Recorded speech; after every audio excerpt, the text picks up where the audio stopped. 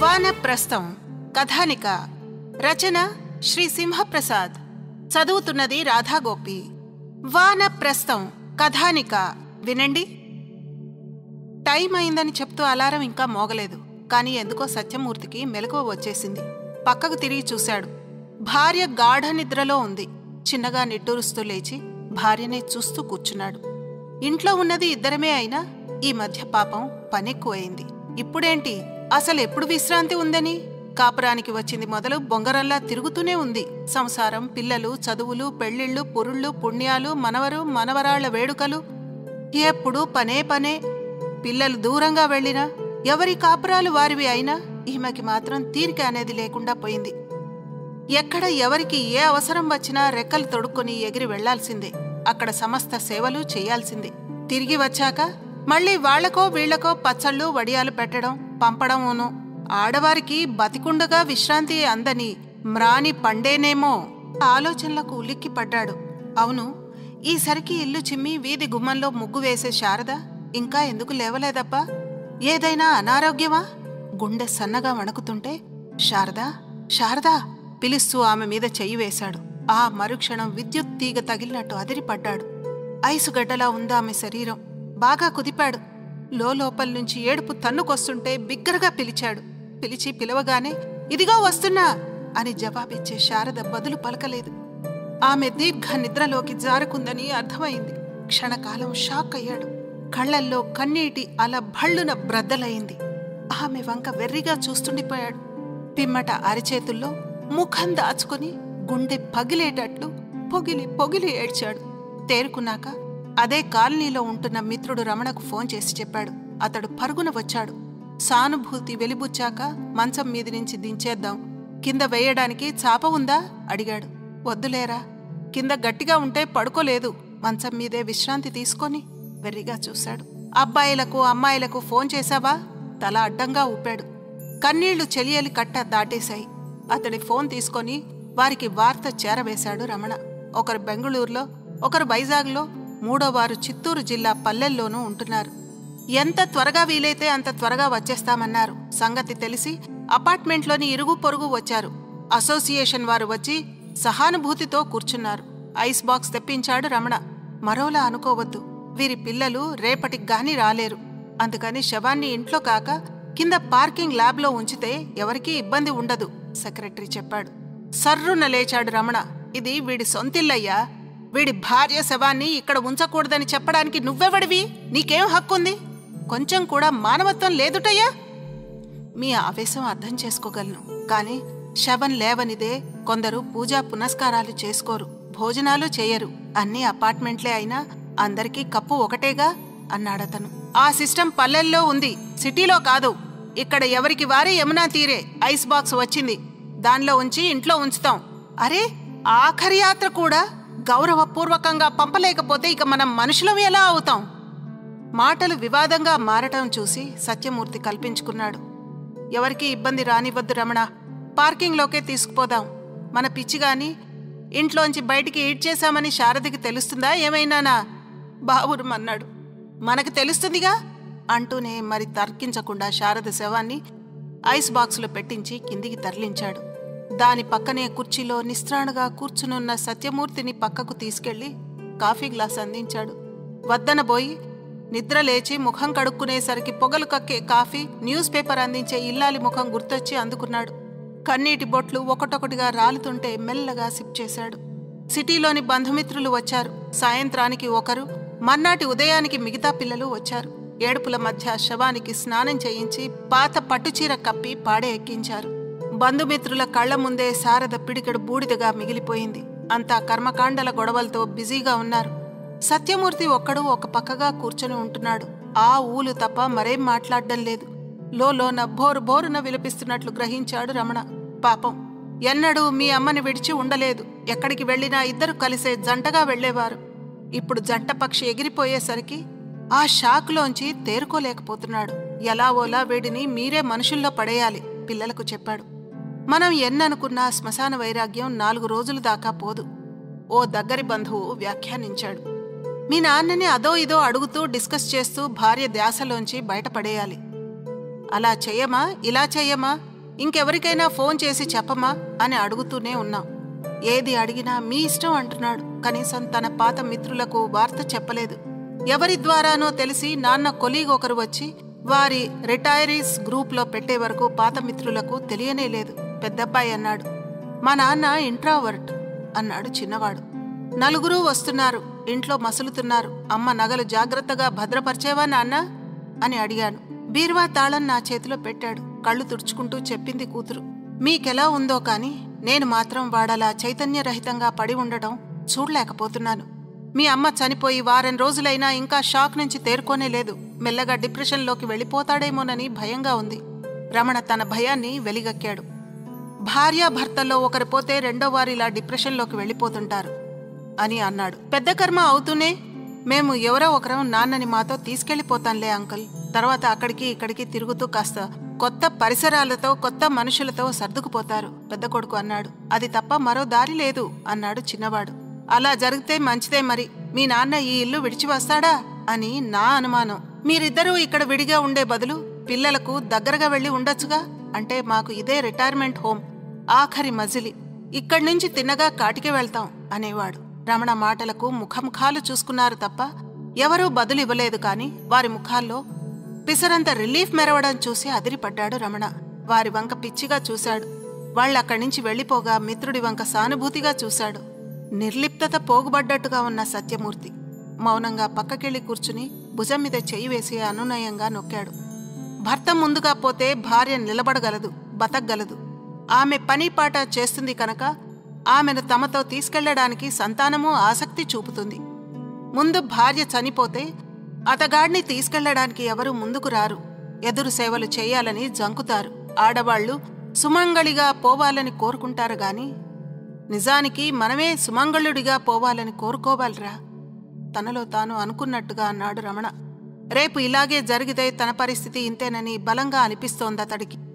సత్యమూర్తి విన్నాడో లేదో కాని మౌన సమాధిలోంచి బయటపడలేదు. శారద పెద్ద కర్మ ఘనంగా చేశారు. బంధుమిత్రులు వెళ్ళిపోయారు. పిల్లలు ముగ్గురు వచ్చి సత్యమూర్తికి ఎదురుగా కూర్చున్నారు. మీరేం ఆలోచించారు నాన్న? మాతో వస్తారా, ఇక్కడే ఉంటారా? ఒక నిశ్చయానికి వచ్చినట్టు చటుక్కున లేచి లోపలికి వెళ్లాడు. శారద నగలు, బ్యాంకు లాకర్ తాళం, టర్మ్ డిపాజిట్ రసీదులు, ఇంకా దస్తావేజులు, ఇతర డాక్యుమెంట్లు అన్నీ తెచ్చి వారి ముందు కుప్పలా పోశాడు. ఇప్పుడు ఈ అప్పగింతలెందుకు?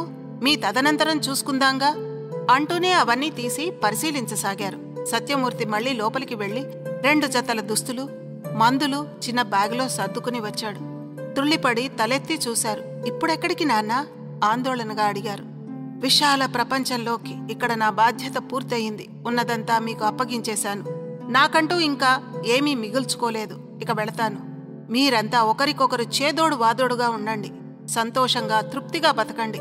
మీ పిల్లల్ని ఉత్తములుగా తీర్చిదిద్దండి. విసవిస బయటికి వెళ్తుంటే అడ్డుపడ్డారు. మీకు ఎవరూ లేనట్టు ఇలా అర్ధాంతరంగా ఎక్కడికి వెళ్తున్నారు? ఎందుకు వెళ్తున్నారు? సెల్ఫోన్ కూడా వదిలేశారు. మేము మిమ్మల్ని, మీరు మమ్మల్ని కాంటాక్ట్ చేయాలంటే ఎలాగా? ఈ బంధం తెగిపోయింది. కంగారు పడకండి. సూసైడ్ చేసుకోను, సన్యాసం తీసుకోను. నేను చెయ్యాల్సింది ఇంకా చాలా ఉంది. అది పూర్తి చెయ్యనీయండి. సెలవు. సత్యమూర్తి వెళ్ళిపోతుంటే రాజ్యము, భార్యాబిడ్డలను వదిలేసి సత్యాన్వేషి అయి వెళుతున్న సిద్ధార్థుడు గుర్తొచ్చాడు కూతురికి. గబుక్కున ముందుకెళ్లి అతడికి పాదాభివందనం చేసింది. మిగతా వారు స్థాణువులై చూస్తుండిపోయారు. సత్యమూర్తి 3 బస్సులు మారి సిటీ ఔట్స్కట్స్లో ఉన్న వృద్ధాశ్రమానికి వెళ్లి చేరాడు. అక్కడి వృద్ధ పక్షులతో కలిసిపోయాడు. మీ పేరేంటి? సత్యం. ఏం చేసేవారు? ఇప్పుడు మీతో కలిసి ఉండాలని వచ్చాను. మీ వాళ్ళెక్కడున్నారు? ఇకపైన మీరే నా వాళ్ళు. ఇలా తప్ప మరోలా సమాధానం ఇవ్వడం లేదు. అతడు వాళ్లకు ఓ ప్రహేళిక అయిపోయాడు. ఛేదించాలని చూసి ప్రయత్నించి విసిగిపోయారు. ఉదయం లేచింది మొదలు రాత్రి పడుకునే వరకు ఎంతో ఉత్సాహంగా ఉంటున్నాడు. ఎప్పుడూ ఏదో ఒక పని చేస్తూనే ఉన్నాడు. ఎవరో ఒకరికి ఏదో రకపు సాయం అందిస్తూనే ఉన్నాడు. ఒకప్పుడు అతని భార్య బొంగరల్లా ఎలా తిరిగిందో ఇప్పుడు అతడు అచ్చం అలాగే తిరుగుతున్నాడు. ఆమె పెళ్లికి ముందు ఒక రకమైన ఉనికితో, పెళ్లయ్యాక మరొక విధమైన ఉనికి, వ్యక్తిత్వంతో ఉన్నట్టు అతడు కూడా గతంతో సంబంధం లేకుండా కొత్త వ్యక్తిగా ఉంటున్నాడు. మొక్కల సంరక్షణ, వంట సాయం, కదల్లేని వారికి ఆసరా, రోగస్తులకు ఉపచర్యలు చేస్తున్నాడు. కుంగిపోతున్న వారికి ధైర్యం నూరిపోస్తున్నాడు. సాయంత్రం వేళ ఆధ్యాత్మిక కబుర్లు చెప్పి ఉపశమనం కలిగిస్తున్నాడు. తన పెన్షన్ డబ్బులు సగం ఆశ్రమానికి ఇస్తున్నాడు. మిగతా దాంతో రోగులకు అవసరమైన మందులు కొనిస్తున్నాడు. ఒకసారి ఏవో ఎరియర్స్ పెద్ద మొత్తం వచ్చింది. ఆ సొమ్ముతో పాత వ్యాన్ కొన్నాడు. అవసరమైనప్పుడల్లా తనే డ్రైవ్ చేస్తూ ఆసుపత్రికో శ్మశానానికో తీసుకెళ్తున్నాడు. హాయిగా కృష్ణారామ అనుకుంటూ కూర్చోక మీకెందుకొచ్చిన తిప్పలివి అని ఒకరంటే, ఎప్పుడో చేసిన ఉద్యోగానికి ఇప్పుడు కూర్చోబెట్టి పెన్షన్ ఇస్తున్నారు, దానికి న్యాయం చెయ్యొద్దు, తేరగా వస్తుందని తిని కూర్చుంటే అరగొద్దు అని నవ్వేశాడు. మీకు కొడుకులు కూతుళ్ళు ఉండే ఉంటారుగా, వాళ్లకు పెట్టకుండా పెన్షన్ అంతా మాకే ఖర్చు చేస్తున్నారే. వాళ్లకి రెక్కలున్నాయి, ఆ రెక్కల్లో శక్తి ఉంది. వాళ్ల ఆహారం వారే సంపాదించుకోగలరు. మనమేమీ తెచ్చి ముద్ద కలిపి నోట్లో పెట్టక్కర్లేదు. ఆ దశ ఎప్పుడో దాటేశారు. మీకంటూ ఏది ఉంచుకోరా? దేవుడిచ్చిన ఈ శరీరం ఇంకా నాతోనే ఉందిగా. సత్యం ఏ ఆఫీసులో పనిచేశాడో, పెన్షన్ ఎక్కడ్నుంచి వస్తుందో, అతని వాళ్లు ఎక్కడున్నారో తెలుసుకోవాలని ఆశ్రమం మేనేజర్ ప్రయత్నించాడు. కాని విఫలుడయ్యాడు. అందరి తలలో నాలుకలా మీరు ఉంటున్నారు, మీ గురించి మాకు కించిత్తు తెలియలేదంటే మాకు చాలా అవమానకరంగా ఉంది అన్నాడో రోజున మేనేజర్. నేను మనిషిని, నా పేరు సత్యం, అది చాలదుటోయ్ బిగ్గరగా నవ్వేశాడు సత్యమూర్తి. మీ ఆలోచన నేను పసిగట్టాన్లే. నేను చనిపోతే ఎవరికి కబురు పెట్టాలన్నది రిజిస్టర్లో నేను రాయలేదనేగా మీ సందేహం. డోంట్ వర్రీ, వీలునామాలో అన్నీ రాశాలే. అది నా బ్యాగ్లో భద్రంగా ఉంది. హ్యాపీయా? అతడి భుజం చరిచాడు. నేను ఎంతో మందిని, ఎన్నో రకాల వారిని చూశాను, కాని మీలాంటి ఉన్నతుడిని ఇదిగో ఇప్పుడే చూస్తున్నాను. మిమ్మల్ని చూశాకే కర్మయోగి ఎలా ఉండాలో ఉంటాడో తెలుస్తుంది. నా చిన్న సందేహం తీరుస్తారా? భలేవాడివోయ్. అనుమానాలకి సందేహాలకి సెలవేసే గుణం ఉంది. అడిగేసేయ్. మీ తాలూకు వాళ్ళు అసలంటూ ఎవరైనా ఉన్నారా? లేక అనాథని కాదులే, కొడుకులు కూతురు మనవరాళ్ళు మనవళ్ళు అంతా ఉన్నారు. వాళ్ల మానాన వాళ్లు హ్యాపీగా బతుకుతున్నారు. మనకి ఇంకేం కావాలోయ్?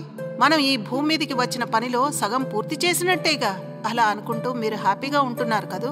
మీ ఆనందానికి అదే అసలు కారణం కదూ. తల అడ్డంగా ఊపాడు సత్యమూర్తి.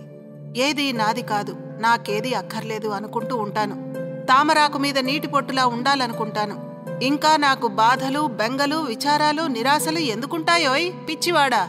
పూర్వకాలంలో రాజుల్ని సైతం వదిలేసి అడవులకు వెళ్లి బతకడానికి కావలసినవి తామే సమకూర్చుకుంటూ ప్రశాంతంగా జీవించి నిశ్చింతగా తను చాలించేవారుట. దాన్నే వానప్రస్థాశ్రమం అంటారు. ఇప్పుడు నేను ఆ దశలోనే ఉన్నాను. అడవిలో కాక అభాగ్యుల మధ్య ఉన్నాను. నేనొక్కడూ సంతోషంగా ఉండటం కాక నా చుట్టూ ఉన్న నలుగురు ఆనందంగా ఉండేందుకు నాకు చేతనైనంతగా ప్రయత్నిస్తున్నాను. అతడు చేతులు జోడించాడు. సత్యం ఎవరో ఎక్కడివాడో తెలుసుకోవాలన్న జిజ్ఞాస ఆశ్రమంలోని ఒక్కరిలోనూ మిగలలేదు. అంతా సత్యం మావోడు అనుకుంటున్నారు. అతడు లేకపోతే ఏమైపోయేవాళ్లమో అనుకుంటున్న వాళ్లూ ఉన్నారు. ఊహకందని విధంగా కోవిడ్ పంజా విసిరింది. కరోనా బాధితులను ఆశ్రమంలోనే విడిగా ఉంచి వైద్యం చేయించసాగారు. వారి దరిదాపులకు వెళ్లడానికే కాదు, ఆహారం అందించడానికి అంతా జంకారు. కాని సత్యం నేనున్నాగా అన్నాడు. ఎవరు ఎంతగా వారించినా సత్యమూర్తి మాత్రం వారితోనే ఉన్నాడు. వారికి సమస్త సపర్యలు చేశాడు. చాలా మంది కోలుకునేసరికి చిన్నపిల్లాడ్లా సంబరపడిపోయాడు. అతడి ధీమాకి, ధైర్యానికి నివ్వెరపోకుండా ఉండలేకపోయారు. వాళ్లు రోజూ ప్రార్థించేది తమకు కరోనా సోకకూడదని కాదు, సత్యం దరిదాపులకి రాకూడదని. ఒక రోజున కట్టెల పని చేస్తుంటే సత్యానికి గుండెపోటు వచ్చింది. ఛాతీ పట్టుకుని చెట్టు మొదట్లో కూలబడ్డాడు తప్ప ఎవరినీ పిలవలేదు. అయినా ఒకరు చూశారు, అరిచారు. అందరూ పరుగున వచ్చారు. ఆందోళన పడుతూ చుట్టూ చూశారు. నాకేం కాదు అన్నాడు నొప్పిని తొక్కిపెట్టి నవ్వుతూ. ఇంతలో అతడు కొన్న వ్యాన్ని తీసుకొచ్చాడు మేనేజర్. మీరు బతకాలి, మాకోసం బతకాలి అంటూ లేపి వ్యాన్ ఎక్కించాలని చూశారు. కాని సత్యం నవ్వుతూ వారించాడు. ఇంకా మొండికేస్తే ఎలా? చనిపోతానన్న భయం కూడా లేదా సత్యమన్నా? చనువుగా కోప్పడ్డారొకరు. భయపడితే ఆగుతుందా? అయినా అసహజంగానే జీవించే వారికి భయం. కాని నాకెందుకు పిచ్చివాడా? మరణం ఒక సహజ పరిణామం. వస్తానంటే ఇప్పుడే రాని, నేను రెడీ. ఏమైనా సరే మీరు బతకాల్సిందే, మిమ్మల్ని చనిపోనివ్వం కొందరు భీష్మించారు. అయినా సత్యం తన పట్టు సడలించలేదు. మీలాంటి నలుగురి మధ్య చావు పెళ్లితో సమానం. ఆసుపత్రి ఐసీయూ బెడ్ మీద జీవోత్సవంలా చచ్చిపడి తీసుకుని చనిపోవడం ఎందుకు? ఇంకా ఏం బావుకోవాలని?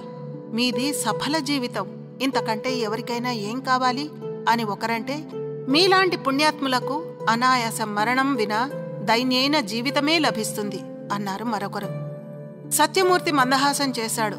అదే అతడి ఆఖరి చిరునవ్వు. మేనేజర్ లోపలికి పరుగు తీశాడు. బ్యాగులోని కవర్ని వణుకుతున్న చేతులతో బయటికి తీశాడు. అతడి తాలూకు వాళ్లకు మీ ఆప్తుడు చనిపోయాడు అని చెప్పాలా, మా ఆత్మీయుడు చనిపోయాడు అని చెప్పాలా అని తర్కించుకుంటూ లోపలి ఉత్తరం చదివాడు. నా శరీరంలోని కళ్ళతో పాటు పనికొచ్చే ప్రతి అవయవాన్ని, దానితో పాటు నా భౌతిక శరీరాన్ని రేపటి డాక్టర్ల ప్రయోగశాల నిమిత్తం మెడికల్ కాలేజీకి ఇందు మూలంగా దానం చేస్తున్నాను.